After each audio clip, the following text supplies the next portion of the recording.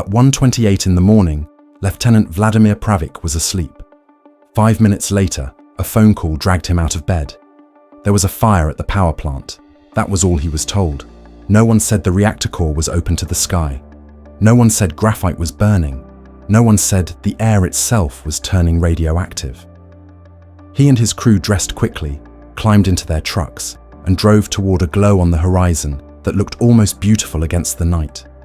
They thought they were responding to an electrical fire.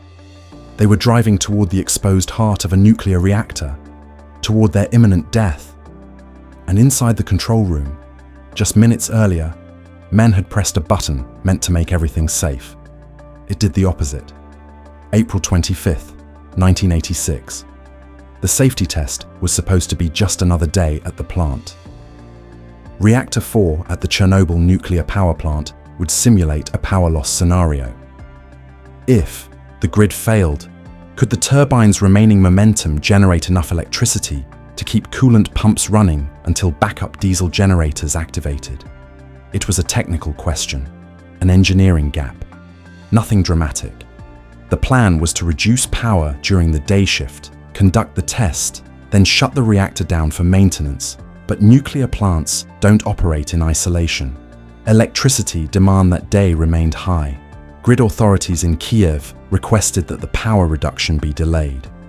The reactor stayed at partial output for hours longer than intended. And that delay mattered. Because inside the reactor core, physics does not wait patiently. By the time operators resumed reducing power late that night, conditions inside the core had changed.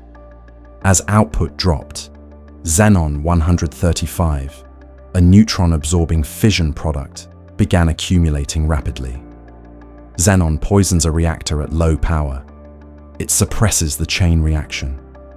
Just after midnight, as power was being lowered towards 700 megawatts thermal, the reactor's output collapsed unexpectedly, plunging to around 30 megawatts. 30. An RBMK reactor is not designed to operate there.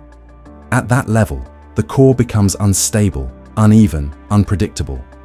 But the test was scheduled. The reactor had to be brought back up. Inside the control room, under fluorescent lights and rows of analog dials, operators began withdrawing control rods to restore power. More rods, then more. There were strict operational rules about how many rods had to remain inserted to maintain a safe reactivity margin. As they worked to counter the xenon poisoning, they crossed those limits. The margin narrowed, then it vanished, but the gauges responded. Power slowly climbed, 200 megawatts thermal. Not the planned level, but enough to proceed.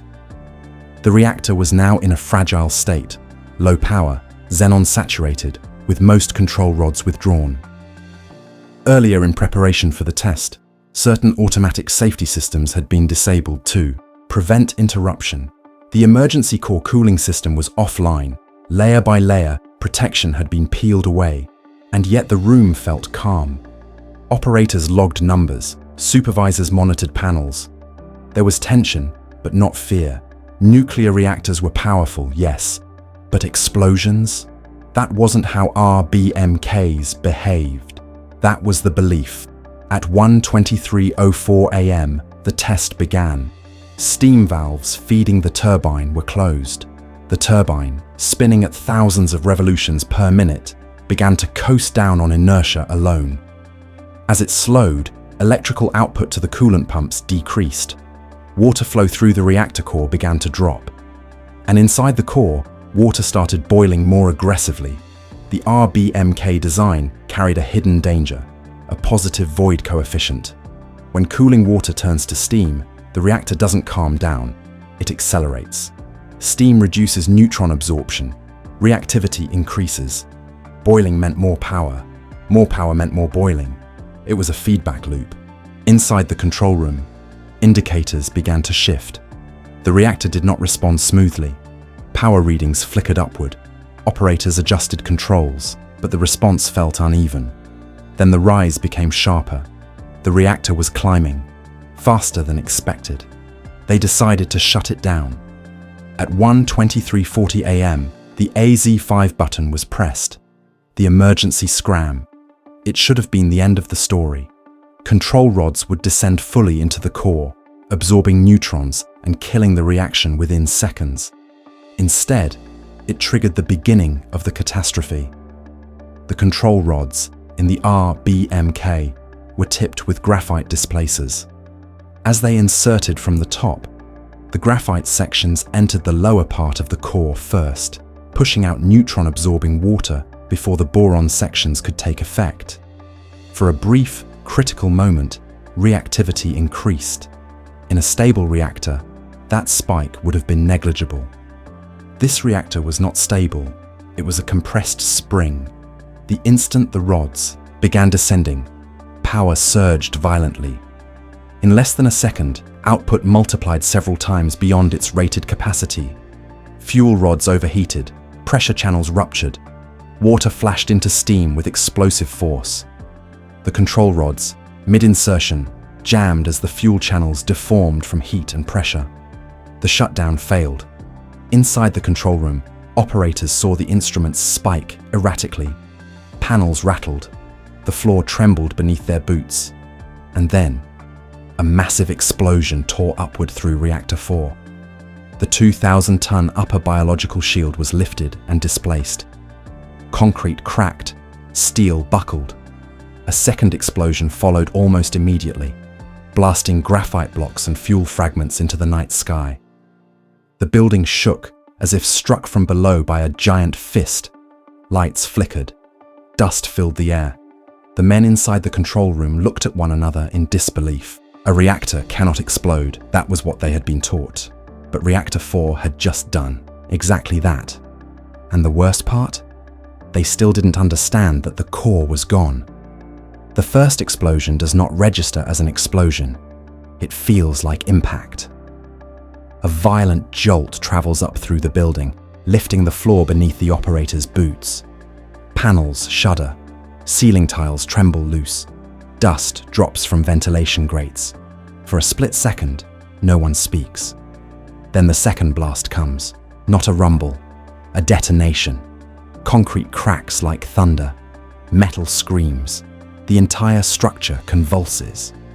Somewhere above them, 2,000 tons of steel and concrete, the reactor's upper biological shield, is torn from its seating and displaced.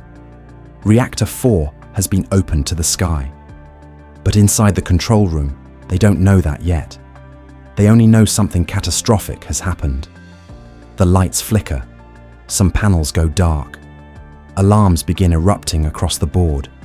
Pressure failures, coolant, loss, turbine trip signals, electrical faults. The sound is relentless. A mechanical shriek filling the room. Operators instinctively lean over their instruments, trying to interpret the chaos through numbers. It doesn't make sense. The power readings have dropped. Impossible. Moments earlier, the reactor was surging. Now instruments suggest near zero output.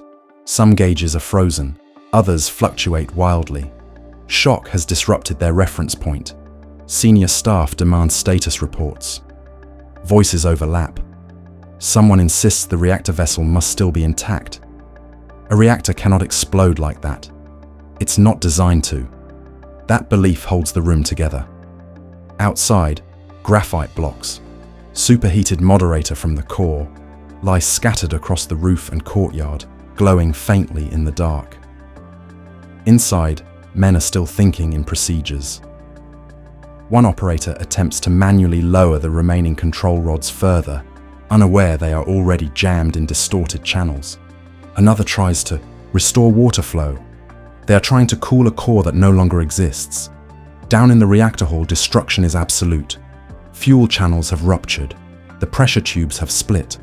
Water has flashed into steam with explosive force, tearing through the core structure. The graphite moderator is exposed, fragmented, burning.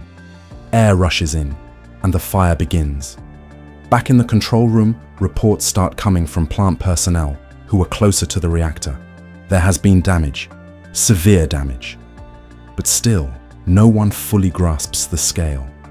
Radiation meters inside the building begin to register spikes, but the high-range dosimeters capable of measuring extreme levels are not widely accessible. The available instruments max out quickly, reading 3.6 Röntgen per hour. High, but survivable. They assume that's the worst of it. It isn't. The true radiation levels near the exposed core are thousands of times higher, but the room doesn't know that. Fire alarms are triggered in the turbine hall. Operators can see through certain windows that debris has fallen outside. Someone reports pieces of graphite on the ground. Graphite. That word hangs in the air. Graphite exists only inside the reactor core. For graphite to be outside means no, it can't mean that. Denial is immediate, not emotional, but structural. Their training does not include a scenario where the entire core is blown open. That possibility was never seriously considered. The plant director is informed. Emergency procedures are initiated. Water, more water. They will flood the reactor. They must. But pumps feeding coolant into Reactor 4 are pushing water into shattered pipes and open voids. The coolant does not circulate through fuel assemblies anymore. It spills into wreckage, and every liter that reaches the superheated debris flashes into radioactive steam. Men are sent to inspect damage. Some walk through corridors where fragments of fuel lie unnoticed on the floor. Others climb stairwells toward the roof to assess fires, unaware that the blocks glowing around them are pieces of the reactor's heart. They feel heat. They taste metal in the air. One of them picks up a chunk of graphite with his bare hand. It burns his palm instantly. He throws it down, confused. Graphite shouldn't be here. Inside the control room, reports grow more fragmented. Someone claims the reactor is intact. Someone else says the building roof is gone. Another insists the explosion must have been in the steam drum separators. Competing realities collide, and in the center of it all is the assumption that the core remains inside its vessel. Because if it doesn't, then this is no longer a plant accident. This is something else entirely. Emergency responders from the plant fire brigade arrive within minutes. They are directed to extinguish roof fires on the turbine building and the reactor structure. They climb ladders into darkness, aiming hoses at flames fed not only by electrical systems and tar roofing, but by burning graphite and fuel. They do not wear radiation suits. They believe they are fighting a conventional industrial fire. Inside the control room, radiation exposure is already accumulating. Invisible, silent. Every breath carries particles from the shattered core, but adrenaline overrides discomfort. There is work to do, systems to stabilize. Reactor 4's status is still being debated. Then someone brings a report that cuts through the room like a blade. The reactor lid has been displaced. Silence follows. The lid weighs nearly 2,000 tons. If it has moved, if it has lifted, then containment has failed completely. And for the first time, the unthinkable edges into awareness. The core is open. The night sky above Chernobyl glows faintly blue from ionized air and radiation interacting with particles. A column of radioactive material rises upward, drifting across the dark Ukrainian countryside. But inside the control room, the men are still fighting. Systems, still pressing switches, still reading dials, trying to solve a problem that no longer exists in the form they understand. Because the reactor they were operating minutes ago is gone. In the minutes after the explosion, the most dangerous force inside Chernobyl was not the fire, it was disbelief. Inside the control room, procedures continued. Orders were given. Valves were opened. Pumps were forced online. The assumption remained that the reactor core, though damaged, was still inside its vessel. Because if the core was gone, there was no procedure. There was only catastrophe. Reports from outside grew more alarming. Sections of the roof were burning. Debris littered the yard. Something was glowing inside the destroyed reactor building, not flickering like a fire, but radiating heat with a steady, unnatural intensity. One operator insisted the reactor was intact. He demanded confirmation. He sent men to look directly into the reactor hall. They walked into a chamber that no longer resembled a reactor room. The upper structure had collapsed. Twisted metal hung from shattered beams. In the center, where the core should have been sealed beneath concrete and steel, there was an open void, a black cavity, exposed to the sky. The graphite moderator inside the reactor had ignited, burning in contact with oxygen. Flames rose from the core itself. Each plume carried radioactive particles high into the atmosphere. This was not a contained industrial accident. This was an open reactor fire. Firefighters climbed onto the roof without hesitation. They aimed hoses at scattered blazes across the turbine hall and reactor structure. Some of the fires were electrical, some were roofing tar, but others burned with an intensity that didn't behave like ordinary flame. Pieces of graphite lay around them, blocks once buried deep inside the core, now glowing red. They kicked them aside with their boots. They did not know those blocks were emitting lethal radiation. Within minutes, some began to feel it. A metallic taste in the mouth, a burning sensation on the skin, dizziness that came without warning. They kept working, because that is what they were trained to do. Inside the plant, radiation levels were climbing rapidly. Instruments capable of measuring extreme doses were limited. The available meters maxed out early, creating a false ceiling. Reports still circulated that exposure was manageable. It wasn't. Near the exposed core, radiation was thousands of roentgens per hour, a dose that could kill within days. Men were absorbing it unknowingly. Around 2 a.m., emergency response expanded. Additional fire crews arrived from nearby towns. Ambulances stood ready outside the plant gates. Police secured the perimeter, unaware that invisible contamination was already settling on their uniforms. The sky above Reactor 4 glowed faintly, a pale, shimmering blue, caused by ionized air interacting with intense radiation. It was beautiful. It was lethal. Inside the control room, exhaustion was setting in. Some operators began vomiting. Others developed splitting headaches.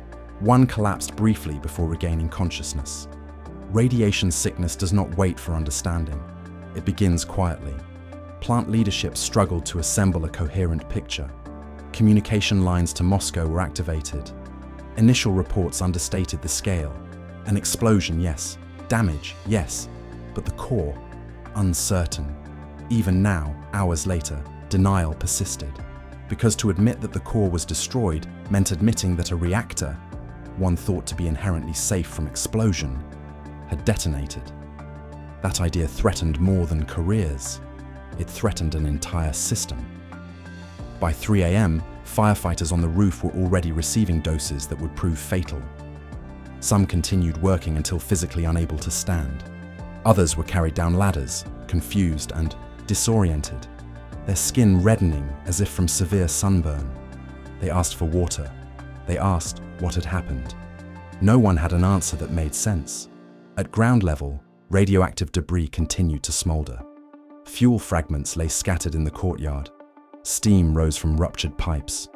The reactor building, torn open, emitted a constant column of contamination. The wind carried it west. No evacuation was ordered that night. The nearby city of Pripyat slept through the first hours of the disaster. Apartment windows faced the plant, and some residents later described watching the distant glow in curiosity, unaware they were witnessing the exposed core of a nuclear reactor burning into the atmosphere. Children would wake the next morning and walk to school beneath a radioactive cloud. Back inside the plant, realization was finally settling. The reactor lid had moved. The core was visible. This was not damage. This was destruction. And there was no way to put it back. Water poured, uselessly into shattered systems.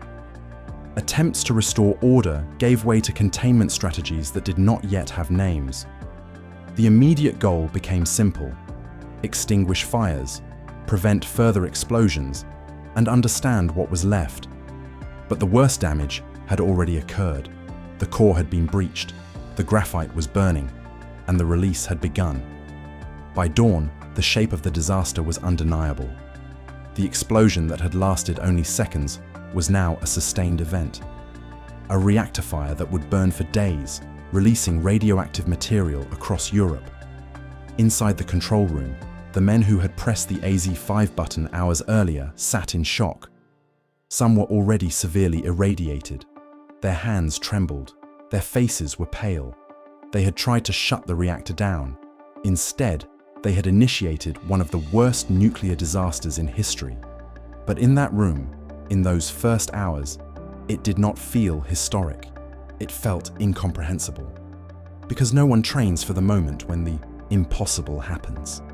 And on April 26, 1986, at 1:23 in the morning, the impossible tore open the core of Reactor 4 and left it burning under the open sky. The explosion lasted seconds. The consequences would last generations.